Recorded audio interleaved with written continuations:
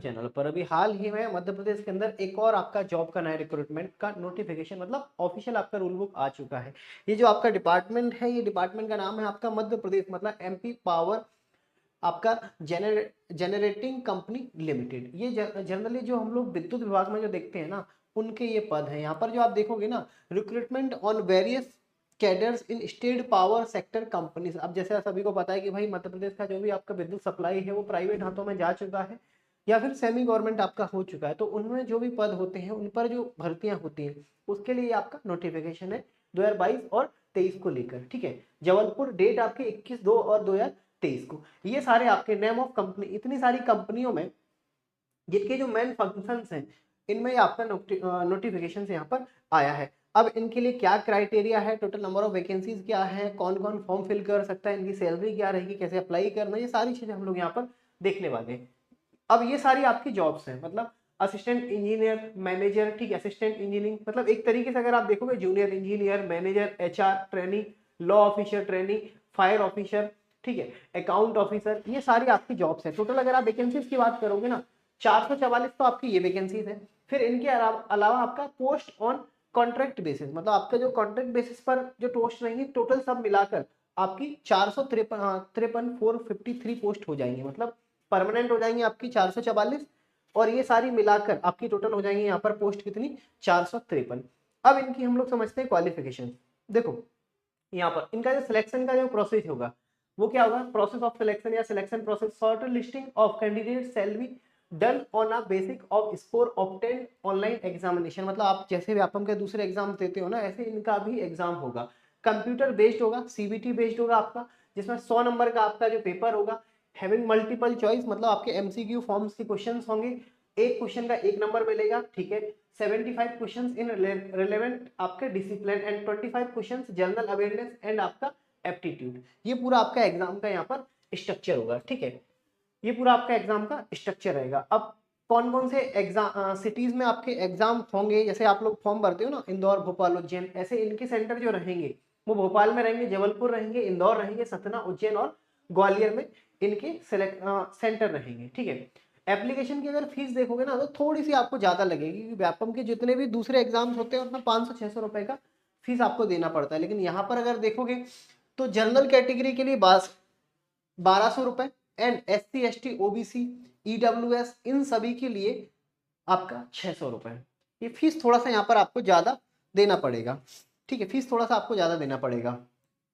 ये आप देख लो आपका ऑनलाइन रजिस्ट्रेशन कब से स्टार्ट होगा, ये 24/2/2023 से हो चुका है या फिर हो जाएगा, और 16/3/2023 तक आप अपना फॉर्म अप्लाई कर सकते हो। ठीक है, कैसे कैसे अप्लाई करना है तो उसके लिए इन्होंने आपको वेबसाइट दे दी है, यहाँ पर जाकर आप अपना फॉर्म फिल कर सकते हो। ठीक है, अब स्टेप सबमिटिंग, आप कैसे अपना फॉर्म अप्लाई करोगे, ये वाली आप वेबसाइट पर जाओगे, फिर यहाँ पर एडवर्टाइजमेंट, रूल बुक, इंस्ट्रक्शन, ये सारे कंप्लीट करने के बाद आप अपना फॉर्म फिल कर सकते हो।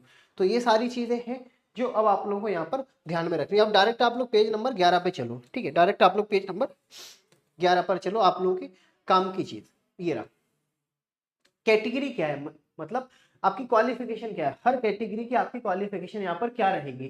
जैसे असिस्टेंट इंजीनियर तो इनकी क्वालिफिकेशन आपकी ये रहेगी। अच्छा, इसका जो ऑफिशियल रूल बुक है ना, या फिर जो हम लोग अभी बता रहे हैं आप लोगों को, ये आपको टेलीग्राम ग्रुप पर मैं प्रोवाइड करा दूंगा। तो एमपी परीक्षा के नाम से आप सर्च करोगे, टेलीग्राम ग्रुप आपको मिल जाएगा, वहां पर इसकी मैं पीडीएफ डलवा दूंगा, तो आराम से आप लोग सारे पॉइंट एक बार देख लेना। बाकी अभी आप लोगों के लिए जरूरी जो भी चीजें हैं वो यहाँ पर मैं हाईलाइट करके लाया हूँ, जो अभी आपको बता रहा हूँ। ठीक है, assistant engineer training account officer यहाँ पर आपका ये है। ठीक है, जितनी भी पोस्ट और पोस्ट कोड सहित, क्योंकि जब फॉर्म अप्लाई करोगे ना तो पोस्ट कोड के हिसाब से आपको फॉर्म अप्लाई करना पड़ेगा। जैसे पटवारी आपने भरा अभी, ठीक है, फॉरेस्ट गार्ड, जेल प्रहरी आपने भरा, तो उस हिसाब से आपको पोस्ट कोड यहाँ पर सिलेक्ट करने पड़ेंगे। तो 11 से लेकर 14 पेज तक आपकी ये सारी चीजें आपको यहाँ पर मिल जाएंगी। ठीक है, अब डायरेक्ट चलो आप लोग पेज नंबर 18 पर। आपका वही, पहले आप फॉर्म फिल करोगे, फिर आपका यहाँ पर पेपर होगा, इस तरीके से आपका यहाँ पर सिलेक्शन होना चाहिए। ठीक है, अब डायरेक्ट चलो आप एक काम करो, पेज नंबर आपका 25 पर। ठीक है, पेज नंबर आपका 25 पर, जैसे आप पेज नंबर 25 पर यहाँ पर जाओगे, ठीक है, ये इनका सैलरी है। ठीक है, सैलरी अगर आप देखोगे ना, ये इनका सैलरी है। किस पोस्ट को कितना दिया जाएगा, पोस्ट कोड 1 2 3 4 ऐसे टोटल जो भी आपकी पोस्ट है, ठीक है, ये यहाँ पर इनका सेवल, और जितने भी लेवल हैं, जिस जॉब के जो भी लेवल हैं वो यहाँ पर आपको लिख दिए, और इनका पे स्केल जो भी है वो यहाँ पर इन्होंने लिख दिया। लॉ ऑफिसर का जैसे पोस्ट कोड 6 है, 56,100 आपका बेसिक पे है। इस तरीके से लेवल 12 की आपकी ये जॉब है।